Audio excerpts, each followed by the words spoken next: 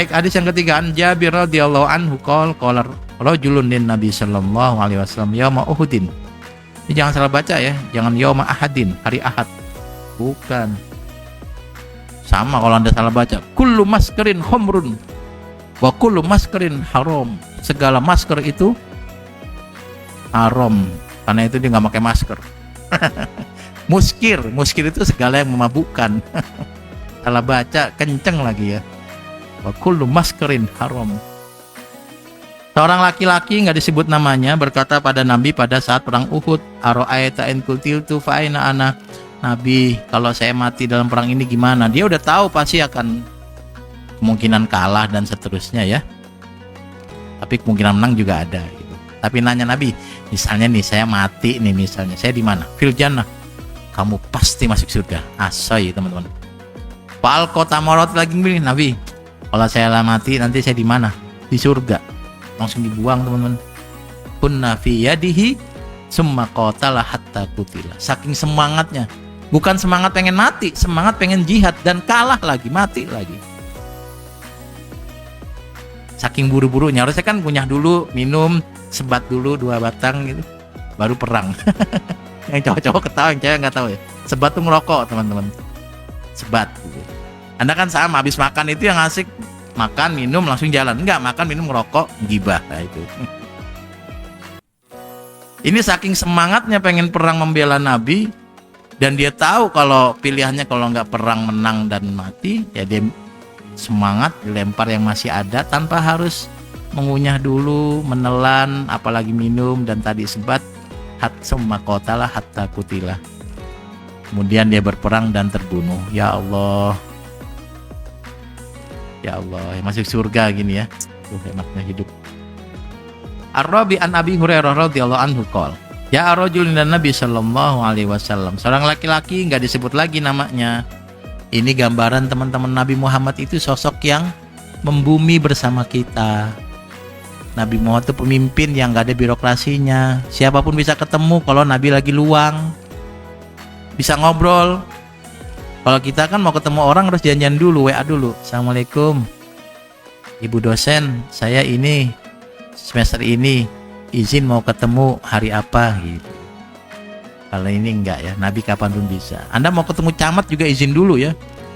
Kecuali camatnya paman Anda ya langsung ketemu. Ini ketemu pejabat begitu dulu. Nabi enggak pakai birokrasi ini teman-teman ya. Siapapun bukan orang yang dikenal bisa menyapa Nabi. Seorang laki-laki mendatangi Nabi sallallahu alaihi wasallam faqala ya Rasulullah, wahai Rasulullah, ayyus shadaqati a'dhamu ajran, sedekah yang paling besar buat saya pahalanya tuh apa? Nabi lihat orang ya. Oh, buat kamu ya. Qala anta saddaqa wa anta sahihun syahihun takhshal faqra wa ta'mul ghina. Ketika kamu dalam kondisi duitnya banyak tapi kamu punya kekhawatiran nanti miskin dan kamu masih sehat, berarti kalau sehat pengen jalan-jalan. Kalau orang sakit kan udah ngeliat mati ya. Ini masih sehat nih. Masih pengen tuh naik balon Kapadokia atau nyobain coklat Dubai atau tawaf. Lalu jalan-jalan ke Taif nyari buah-buahan sambil ngeliatin monyet. Di Taif tuh banyak monyetnya teman-teman. Karena Taif tuh dingin. Jadi saya kalau lagi ke Taif tuh kadang berhenti ngeliatin monyet, dan monyet tuh akrab dengan kita. Dia datang di mobil lalu duduk, jadi kita ngeliat pantat monyet itu. Luar biasa nih monyet ini. Kalau kita iseng hidupin wiper.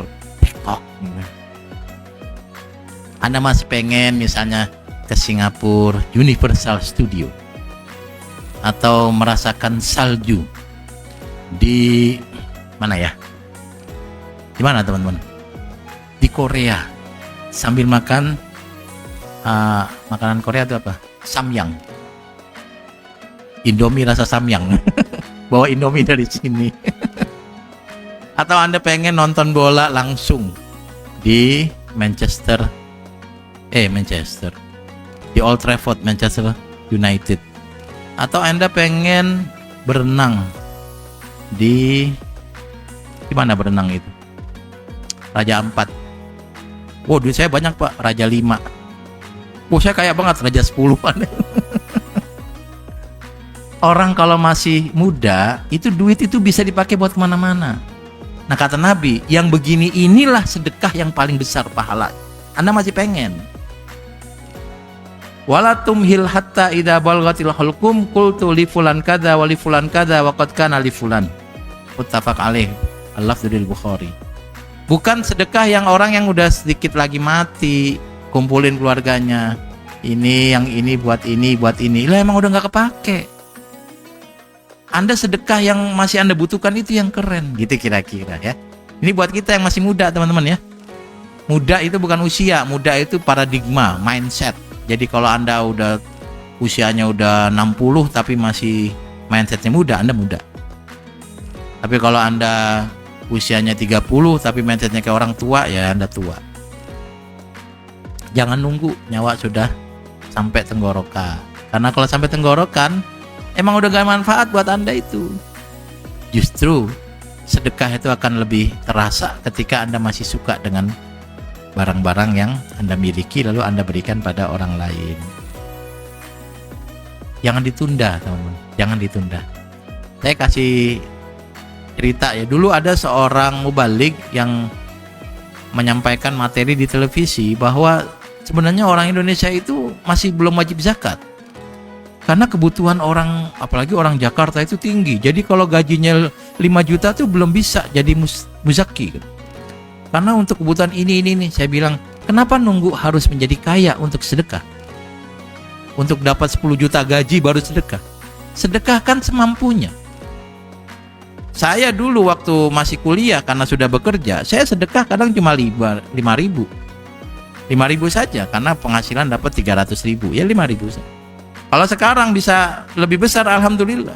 Kan ada orang yang kalau saya begini saya sedekah lah. Entar kalau mulu akhirnya nggak sampai sedekahnya. Kenapa Anda harus mulai sedekah dari sekarang? Karena sedekah itu harus dilatih, teman-teman. Anda harus melatih diri untuk menjadi dermawan. Jangan nunggu nanti. Maka sekarang pertanyaan ini kan mahasiswi dan mahasiswa ya, mahasantri semua ya. Sebagian sudah S1. Pertanyaan yang buat Anda tujukan pada diri Anda sendiri adalah, Anda sudah rutin tiap bulan bayar zakat enggak? Kalau belum, di mana ayat wa'atuz zakahnya? Wong Anda hafal waqimus shalah wa'atuz zakah. Kapan rencana Anda mengamalkan waqimus shalah wa'atuz zakah? Kan kita yang punya ayat, tapi bukan yang kita yang dermawan. Otokritik lagi buat kita. Kita yang tahu ayat sedekah, ayat kedermawanan. Harusnya kita yang paling dermawan. Harusnya. Dan Anda lihat orang-orang yang mulia yang kita kenal, itu semuanya dermawan.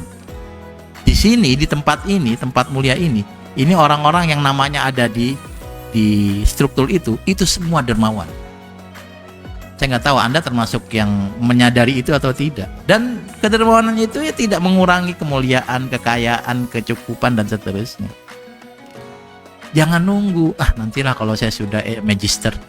Ngapain nunggu magister? Kalau sekarang bisa sedekah, tapi kan sedekahnya kecil. Ya sedekah yang Anda keluarkan sesuai dengan ukurannya. Jangan nunggu nanti.